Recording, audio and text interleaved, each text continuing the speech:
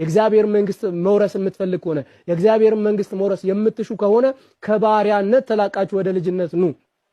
ቅዱስ ጳውሎስ ከእንግዲህ ወዲህ ባሪያዎች አይደለንም ይልቁንስ የእግዚአብሔር ልጆች ነን ብሎ ይናገራል። ስለዚህ ወደዚህ የእግዚአብሔር ልጅነት ኑ እስኪ ፈጣሪ አምላካችሁን አባቴ ብላችሁ ወደምትጠሩበት አባት ብለን የምንጠራበት የልጁን መንፈስ ወደ ተቀበልነው የክርስቲያኖች ህብረት ኑና ይህንን መንፈስ እናንተም ተቀብላችሁ አባቴ ብላችሁ አምላክን አባቴ ብላችሁ ጥሩት። እንግዲህ ወገናችን ከባርነት ተላቃችሁ ወደ ልጅነት ኑ እያለ ጥሪ እያቀረበልን ይገኛል።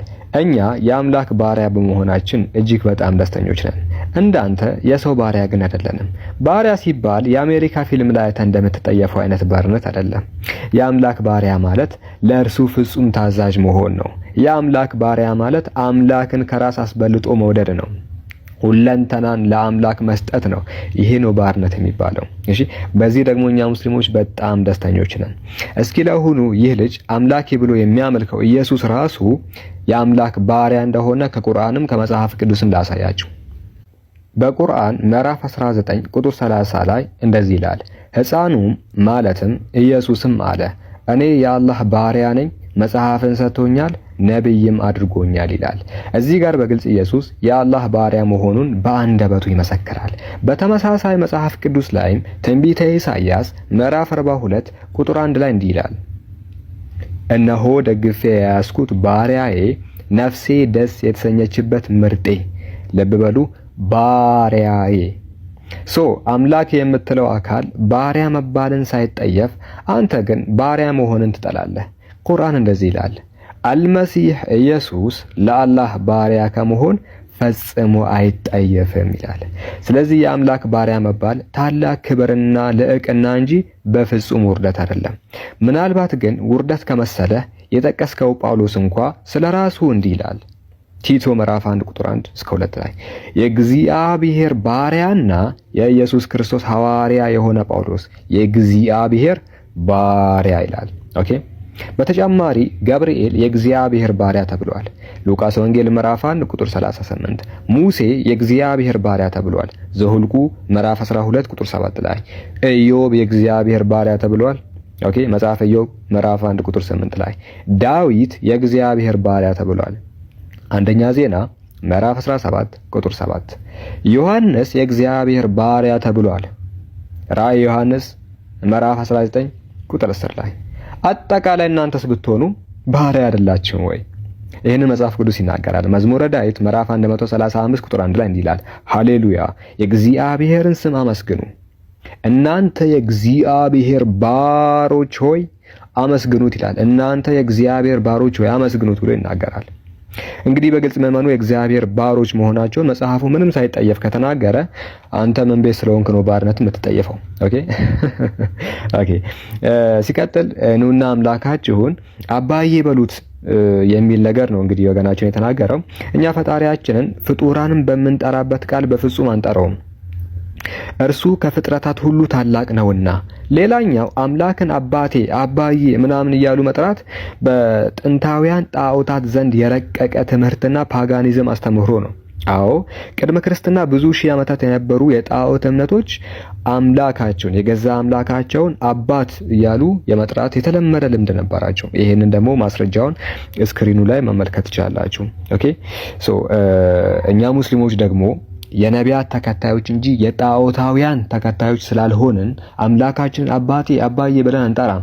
አንተ ግን እምነትህም ሩቱ ፓጋኒዝም ስለሆነ ጣዖታዊነት ስለሆነ ጣዖታውያን ሲራቀቁበት የመጡትን ትምህርት እግር ለእግር ትከተላለህ። አባቴ ብለህ የምትጠራው አክቹአሊ እዛው ከጣዖታውያን የመጣውን ትምህርት ነው። እነሱ ናቸው አምላካቸውን አባቴ እያሉ የሚጠሩት። እሺ፣ ምናልባት በዚህ ዙሪያ እንዲህ የሚል ነገር የለም የምትል ከሆነ ቀጥታ ከኔ ጋር መጥተህ እንደ ውይይትም እንደ ጥያቄና መልስም ከፈለክ ውይይትም ከውስጥ ገብተን ልናወራበት እንችላለን። ሰላም አለይኩም። ሊበላኝ ያሰበውን አሞራ ሲዞረኝ ነው የማውቀው እንዲሉ አበው። ኦኬ ቢስሚላህ። ሰላም አለይኩም ወራህማ። እንዴት ናችሁ ጀማዓው? እኔ አልሐምዱሊላህ። ወገናችን ሳሙኤል በትክክል እንደሰማኸው ኡስታዙም እንደተናገረው እስልምናችን ማርያምንና ኢየሱስን ያከበረውን ያህል አንተ ሞንክ ክርስትና አጠቃላይ የትኛውም ዲኖሚኔሽን እኛ የምናከብራቸውን ያህል እኛ የምንወዳቸውን ያህል አይወዳቸውም፣ አያከብራቸውም። ይሄ ሪያሊቲ ነው። እናንተን ለማስደሰት ደስ እንድትሰኙ በፍጹም አይደለም ነው። ኦኬ። ከእምነታችን መሰረቶች መካከል አንዱ በነቢያት ማመን ነው። በኢየሱስ ክርስቶስ እናምናለን፣ እጅግ እንወደዋለን። ቅዱስ ነው፣ ክቡር ነው፣ ንዑድ ነው። እናቱም ደግሞ ቅድስት ናት የሚል ነገር፣ ንጽሕት ናት የሚል እምነት አለ። ኦኬ። አንተ ብትጠላም፣ አንተ ብትወደም፣ ብትረግፍ፣ ብትቃወምም ይሄ እምነታችን ነው። ይሄንን መያዝ አለብህ። ይሄንን ደግሞ ሩቡን ያህል አንተም ሆንክ ቤተ እምነት ታላቅ ቴዎሎጂያኖች እንኳን አያከብሩትም ወይ እንደዚህ መሰል ቦታ አይሰጧቸውም።